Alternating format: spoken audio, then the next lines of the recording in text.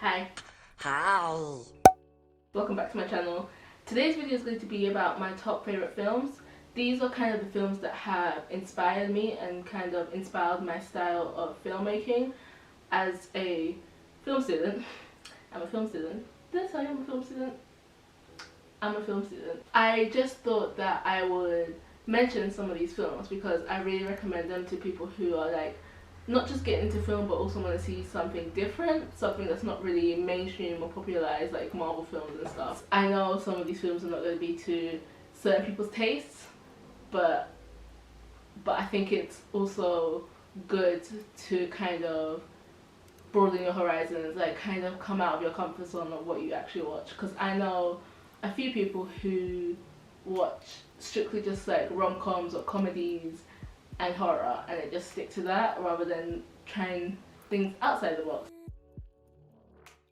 So the first film that I would like to talk about is My Girl.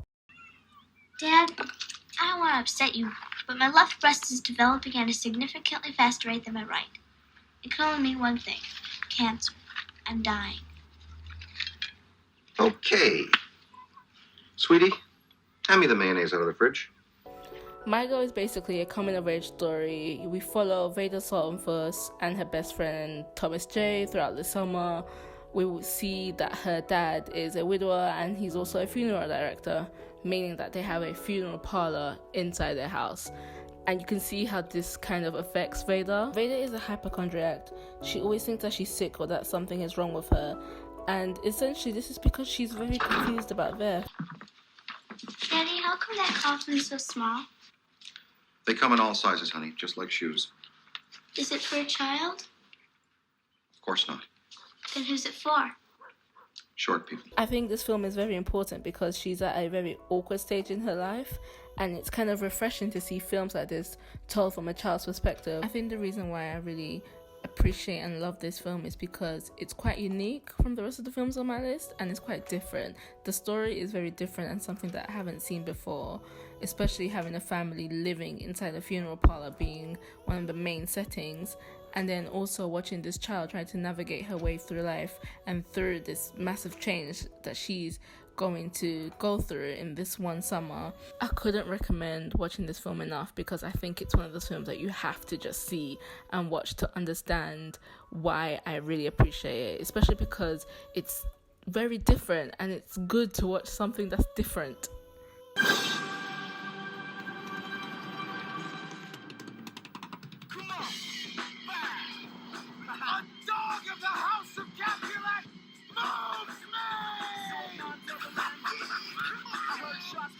The next film that I'd like to talk about, most of these films I categorized in year order because I have no life.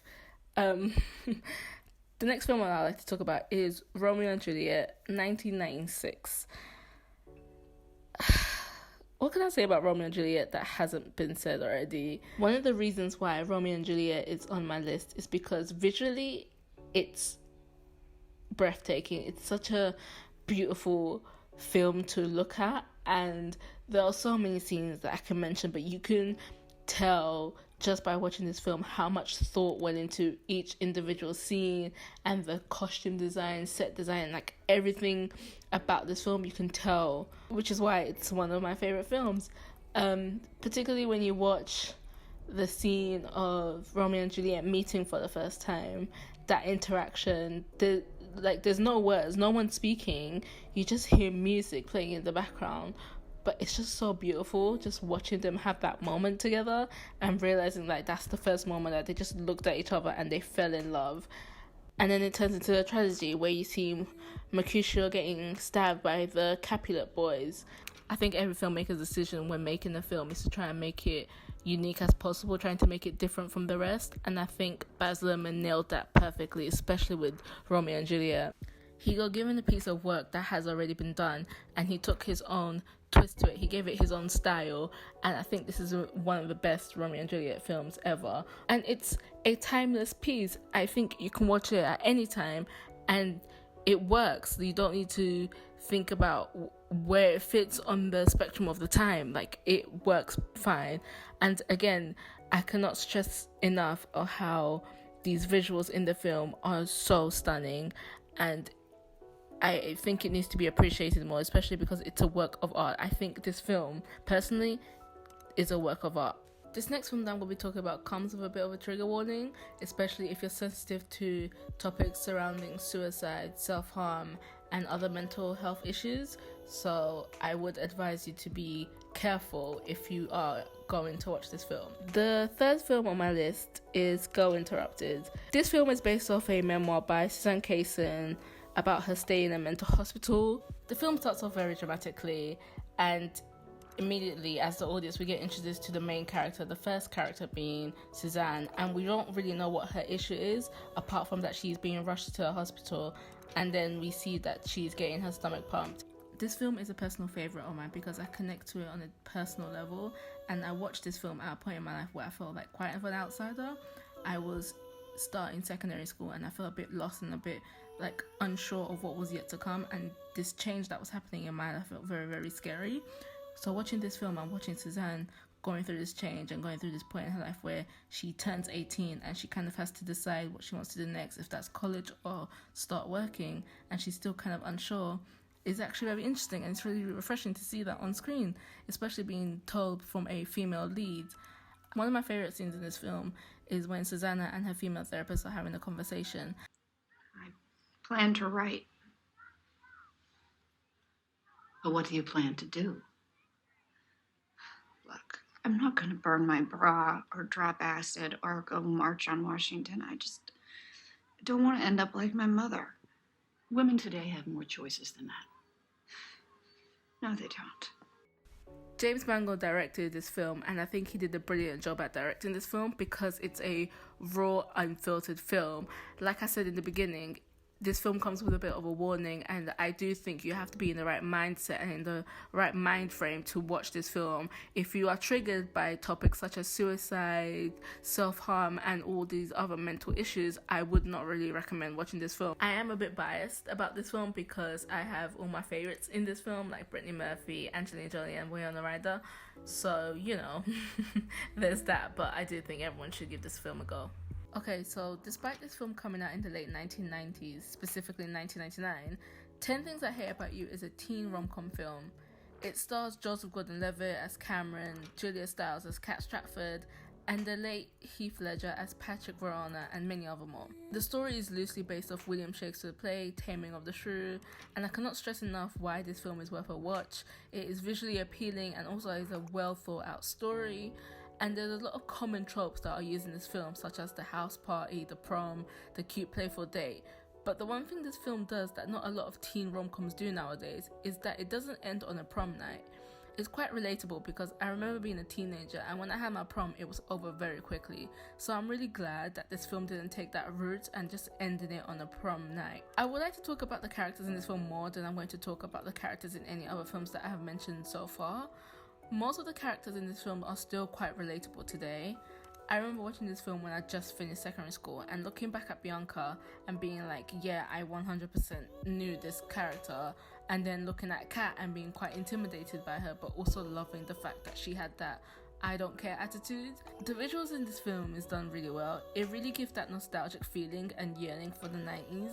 Not only were the clothes and outfits of everyone spot on, but also the mise-en-scène throughout this film was done really well. One of my favourite shots in this film is when Cameron and Michael are trying to convince Patrick to go to this house party, and we see the transition of what the flyer actually says to what Michael changes the flyer to say, trying to make it seem like it's a big house party and that everyone's invited. And the transition from the first flyer of how it originally was to what Michael changes it is done so well.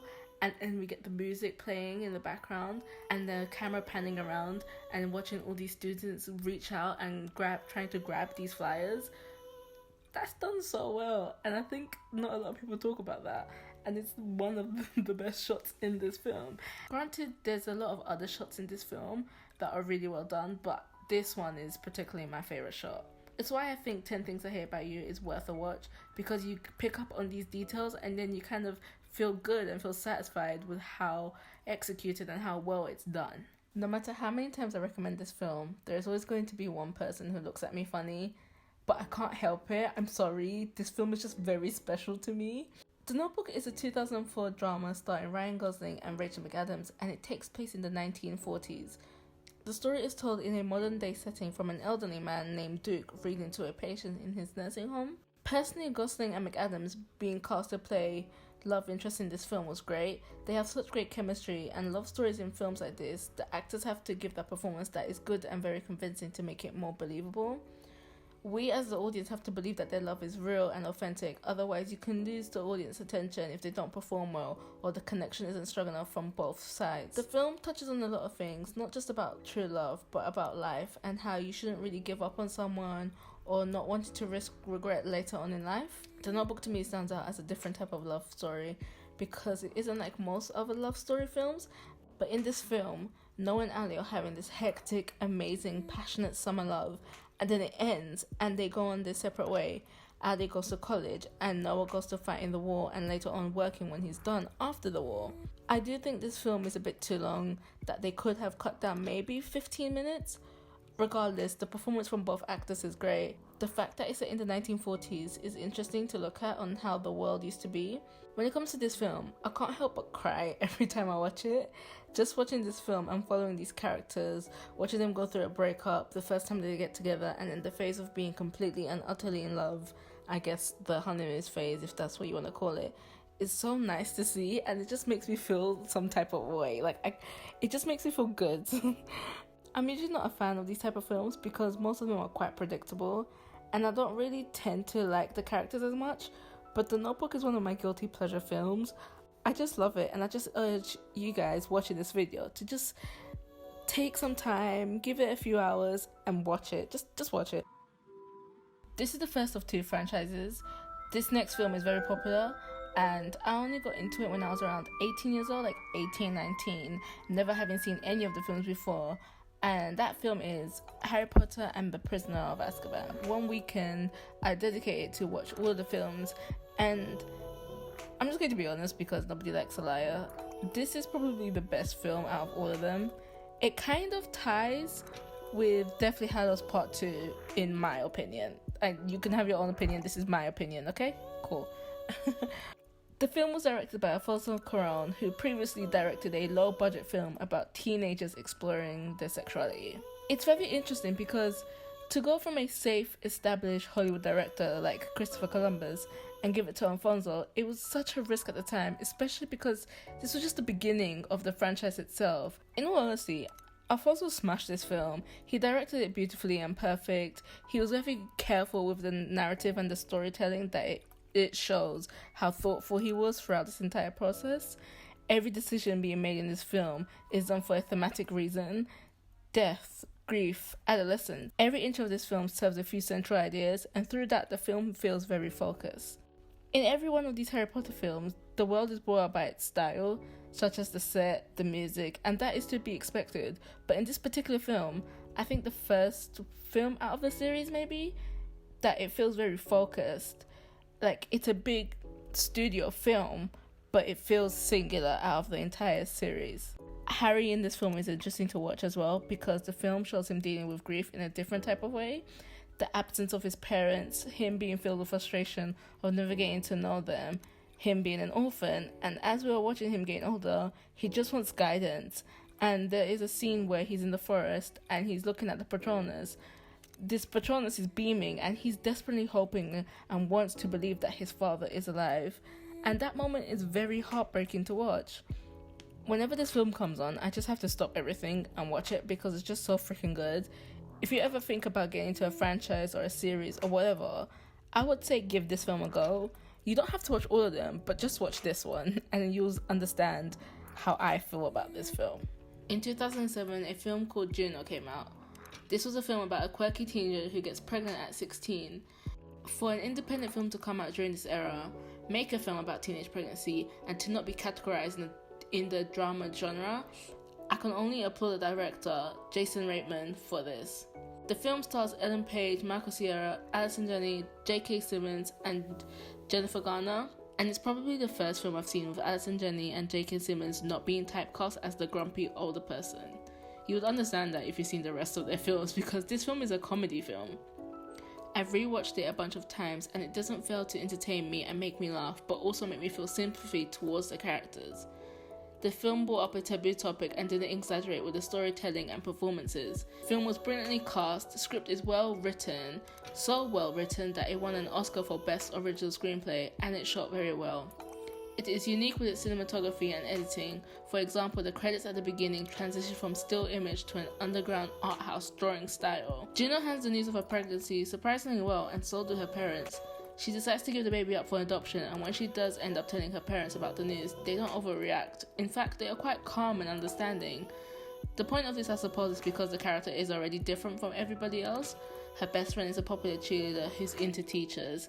She stands out by wearing striped shirts and is already known to her parents that she's a bit of a troublemaker. I have to say, I think this film is quite timeless as far as the mise-en-scène goes. My favourite scene in this film is when Juno finds out she's pregnant for the first time.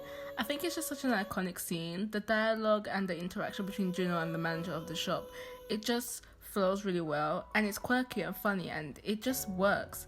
It's another great recommendation, and even though some lines in this film can be quite cringeworthy, that doesn't stop you from enjoying the actual film.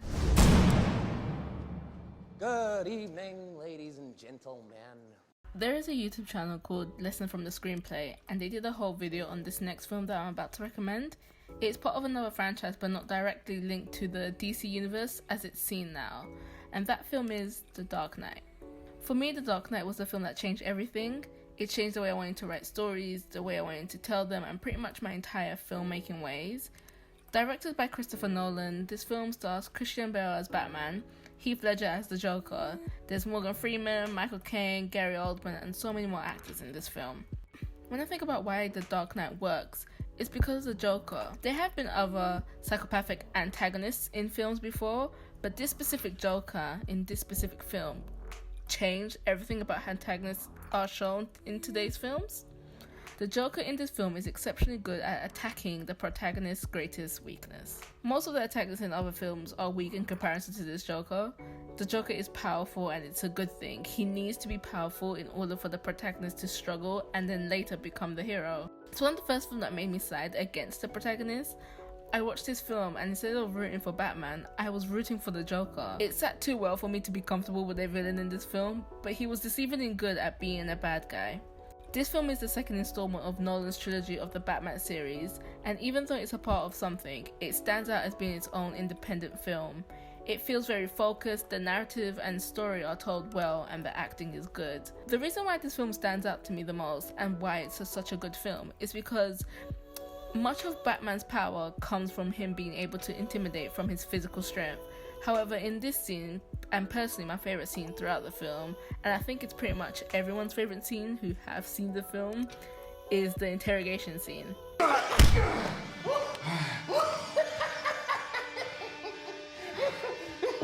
You have nothing to threaten me with. Nothing to do with all your strength. Batman tries to intimidate the Joker with his physical strength. However, the Joker ends up taking this and turning it against Batman, making it his weakness, and it's kind of brilliant. The Joker does not fear death. He wants Batman to kill him, but as the audience, we know that this is against Batman's mortality, and again, it's something that the Joker takes and turns into a weakness, because the only way to stop the Joker is to kill him, is to get rid of him. I really urge you to watch this film, especially if you're into action, intense, drama-based, comic book-like films. You have to watch this. When I think of my wife, I always think of her head. I picture cracking her lovely skull, unspooling her brains, trying to get answers. What are you thinking? How are you feeling? What have we done to each other? Coming to the end of this video, this is the second before the final, and this is Gone Girl. Gone Girl is directed by David Fincher, stars Ben Affleck, Rosamund Pike, Neil Patrick Harris, and Tyler Perry, and it's based off the same book with the same title by Gillian Flynn, who also wrote the screenplay. This is a psychological drama thriller, and I think Fincher is perfect to direct these type of films. Before he got into film, he directed music videos that you might have seen before, from George Michael to Michael Jackson, and he's also directed other amazing films such as Seven, Fight Club, and The Social Network. Golden Girl tells a story about a happy couple, Nick and Amy, or so that's what they want us to think. From the opening scene, Amy has her head on Nick's lap, and we hear Nick's thoughts, which are quite dark and suggest some sort of abuse in the relationship. What I like about this film is that it takes you on a journey as you're watching. It's such a different experience. It starts off as a missing persons drama film where the news and the media are showing the husband to maybe have something to do with his wife's disappearance, and then it turns dark to suggest where Amy could be dead, and we are now looking at a murder mystery film. If you're a true crime enthusiast or like noir mystery films, I would really recommend giving this film a go. This is one of the films that feel very current today. It has the news and the media controlling the information they decide to share to the public and how they decide to portray the husband. It's all too familiar, and it's why this film is on my list. David Fincher is a perfectionist. Most of his work is so well choreographed and precise that watching this film it's shot well, and you can see that being executed.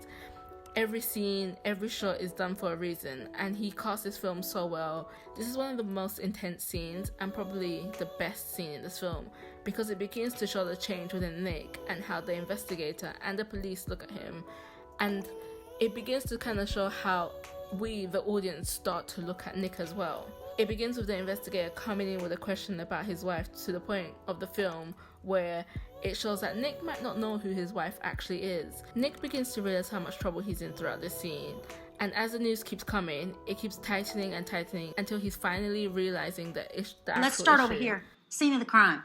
You see, we've seen dozens of home invasions. Dozens and dozens. This area right here, it looked wrong from the second we saw it. Whole thing looked staged. I mean, watch this. In April, you bumped up Amy's life insurance to $1.2 million. Yes, I did. That was her idea. She wanted me to. You filed the paperwork. Because she told me to. It's one of the best scenes because visually, as the audience, we begin to suspect that Nick might have had something to do with his wife's disappearance, especially with how convincing the investigator is, the amount of evidence she has compiled that point to Nick being the bad person, and then Nick getting angry, making us believe that he actually has done it. It's brilliantly done, and Fincher is one of my favorite directors. I think I have saved the best for last, especially if you're a horror film enthusiast or like horror films in general. But as far as horror films go, I'm not really a big fan of them. I don't like being scared. I don't like jump scares. And I just don't like being scared. I'm a bit of a wimp. And the whole point of this video was so that you can try watching something different, something out of your comfort zone. And this is one of the films that I definitely gave a go. I went to the cinema to go watch it, and that film is The Quiet Place. A Quiet Place is directed by John Krasinski and is one of the first horror films I've ever saw in cinema. Prior to this, I never went to cinema to watch any releases of any horror film, so this was a big step for me. And I remember watching the trailer for this film, and the concept to me was so interesting. The main thing that attracted me to this film was that the entire film had almost zero sound. There are these alien-like creatures who are blind, and it's set in a post-apocalyptic world in the year 2020, and they hunt by sound. And I said it almost had zero sound because there were some bits in the films where the characters do interact with each other, but the majority of the film is soundless. Watching this film in the cinema was an experience because the entire time I was tense. I couldn't even breathe at some of the points. That's how tense this film is, especially when it eliminates sound. As far as the story goes for this film, we are watching a family trying to adapt to this sudden change in their lives in this post-apocalyptic world after the loss of their young son. Emily Blunt's performance in this film is phenomenal. There is a scene where it's the beginning of the third act of the film where her water breaks, meaning that the baby is coming. All of this is happening while the house is under attack by these alien creatures, and now she has to find a place to hide and stay quiet while going into labor. It is such an intense scene, and I remember watching this in the cinema and clutching on the seats in genuine fear for someone's life. I did not want this alien to kill this character and their new baby, consider all things that have already happened in the film. In an interview, Krasinski said that this performance of hers was so good that it left everyone on set speechless and in awe. She only did one take, and that is what they ended up using in the film. With summer coming to an end, I think this is the perfect film to watch around Halloween time. I wouldn't recommend having snacks or drinks while watching this film because you need to be fully immersed into this. So yeah, that's all my film recommendations / my favorite films. This will probably change with more films that are due to come out, and I can't wait to see what more stories will be told, and I'm looking forward to it. And I hope this video inspires you to come out of that comfort zone of what you usually watch to give something else a try. And if that doesn't work, well, I tried. Thank you for watching this video. If you made it this far into the video, please watch the whole video. It took me so long to edit this. Give this video a like if you liked it, share it with friends and family,